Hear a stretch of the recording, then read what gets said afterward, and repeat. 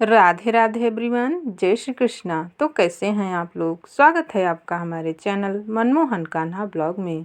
तो आज हम आपके लिए लाए हैं माघ मास में सुनी जाने वाली माघ स्नान की एक बहुत ही सुंदर कहानी। अगर यह कहानी आपको सुनने में अच्छी लगे तो प्लीज़ वीडियो को एक लाइक कर देना और ऐसी ही धार्मिक कहानियों को सुनने के लिए हमारे चैनल को सब्सक्राइब कर लेना। तो आइए कहानी शुरू करते हैं। बहुत समय पहले की बात है। किसी गांव में एक साहूकार का परिवार रहता था। साहूकार के परिवार में उसकी पत्नी और 3 बहुएं, बेटे और एक बेटी रहते थे। एक दिन की बात है। छोटी बहू ने अपनी सास से कहा, माँ जी, मेरी माघ स्नान की कहानी सुन लो। तो सास ने कहा, अभी मुझे पूजा पाठ करना है और मुझे बहुत सारा काम है। तुम अपनी कहानी किसी और को सुना दो। तो छोटी बहू ने अपनी बड़ी जेठानी से कहा, दीदी, मेरी माघ स्नान की कहानी सुन लो। तो जेठानी ने कहा, छोटी, मुझे अभी घर का सारा काम करना है और खाना भी बनाना है। तुम अपनी कहानी किसी और को सुना दो। तो छोटी बहू ने अपनी छोटी जेठानी से कहा, छोटी दीदी, आप मेरी माघ स्नान की कहानी सुन लो। तो उन्होंने भी कह दिया, छोटी, मुझे अभी बच्चों को दूध पिलाना है और उनकी देखभाल करनी है। तुम अपनी कहानी किसी और को सुना दो। तो छोटी बहू को बहुत दुख हुआ और उसने अपनी ननद से कहा, आप मेरी माघ स्नान की कहानी सुन लो। तो ननद ने कहा, भाभी, मेरी ससुराल से बुलावा आया है, मुझे अपनी ससुराल जाना है। आप अपनी कहानी किसी और को सुना दो। तब छोटी ने सोचा, अब मैं अपनी कहानी किसे सुनाऊं। तभी उधर से राजा गुजर रहे थे। तब छोटी बहू ने राजा से कहा, राजा जी, आप मेरी माघ स्नान की कहानी सुन लो। तब राजा ने कहा, मुझे पूरा राज्य देखना है। अगर मैं तुम्हारी कहानी सुनने बैठ जाऊंगा तो मैं अपनी प्रजा की देखभाल कैसे करूंगा। अब छोटी बहू निराश होकर बैठ जाती है। तभी पड़ोसन आ जाती है और छोटी बहू को निराश देखकर उससे पूछने लगती है, अरे छोटी, क्या बात है, तुम इतनी उदास क्यों हो। तब वह कहने लगती है, कोई भी मेरी माघ स्नान की कहानी सुनने को तैयार नहीं है। तब पड़ोसन कहती है, चलो मैं तुम्हारी कहानी सुनूंगी। तब छोटी खुश हो जाती है। अब छोटी और पड़ोसन मिलकर पूजा पाठ करती हैं और छोटी बहू पड़ोसन को अपनी माघ स्नान की कहानी सुनाती है। पूरे महीने छोटी बहू और पड़ोसन एक साथ पूजा पाठ करती हैं और जब माघ का महीना पूरा हो जाता है तो बहू अपने माघ स्नान व्रत का उद्यापन करती है।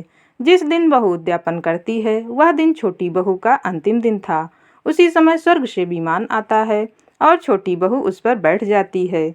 जब सास ने छोटी बहू को विमान में बैठे देखा तो वह कहने लगी, बहू, मुझे भी तेरे साथ स्वर्ग जाना है।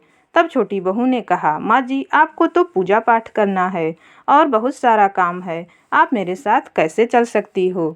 तभी बड़ी जेठानी आती है और कहने लगती है, छोटी, मुझे भी तेरे साथ विमान पर बैठकर चलना है। तब छोटी बहू कहती है, दीदी, आपको तो बहुत सारा काम है और खाना भी बनाना है, आप मेरे साथ कैसे चल सकती हो। तब ननद आती है और कहती है, भाभी, मुझे भी आपके साथ स्वर्ग चलना है। तभी छोटी बहू कहती है, दीदी, आपको तो ससुराल जाना है, आप मेरे साथ कैसे चल सकती हो। तभी राजा आते हैं और कहते हैं, मैं यहाँ का राजा हूँ, मैं भी तुम्हारे साथ स्वर्ग चलूँगा। तब छोटी कहती है, महाराज, आपको तो पूरा राज्य देखना है, अगर आप मेरे साथ चलोगे तो आपका राज्य कौन संभालेगा।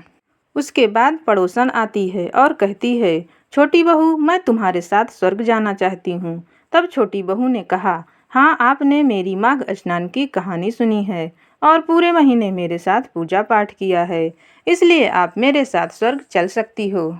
अब छोटी बहू और पड़ोसन विमान में बैठकर जाने लगते हैं। तभी छोटी बहू को घमंड आ जाता है कि मैंने पूरे महीने माघ स्नान किया है और इसने केवल कहानी सुनी है, यह मेरी वजह से स्वर्ग जा रही है।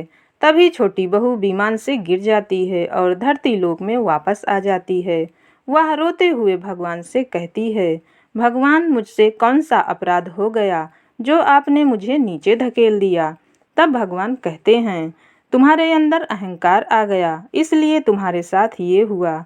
अब तुम 3 वर्ष तक यहीं माघ स्नान करो और सबको कहानी सुनाओ, उसके बाद तुम फिर से स्वर्ग जा पाओगी।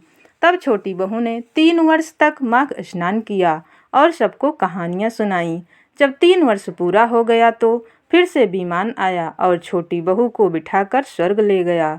इस तरह से छोटी बहू को स्वर्ग की प्राप्ति हुई। इसलिए जो कोई भी माघ स्नान करता है और इस कथा को सुनता है उसे भी स्वर्ग की प्राप्ति होती है। इसलिए हम सबको माघ स्नान जरूर करना चाहिए और इस कथा को जरूर सुनना चाहिए। यह कहानी आपको सुनने में कैसी लगी हमें कमेंट बॉक्स में ज़रूर बताना। तो मिलते हैं किसी और वीडियो में एक नई कहानी के साथ। राधे राधे, जय श्री कृष्णा।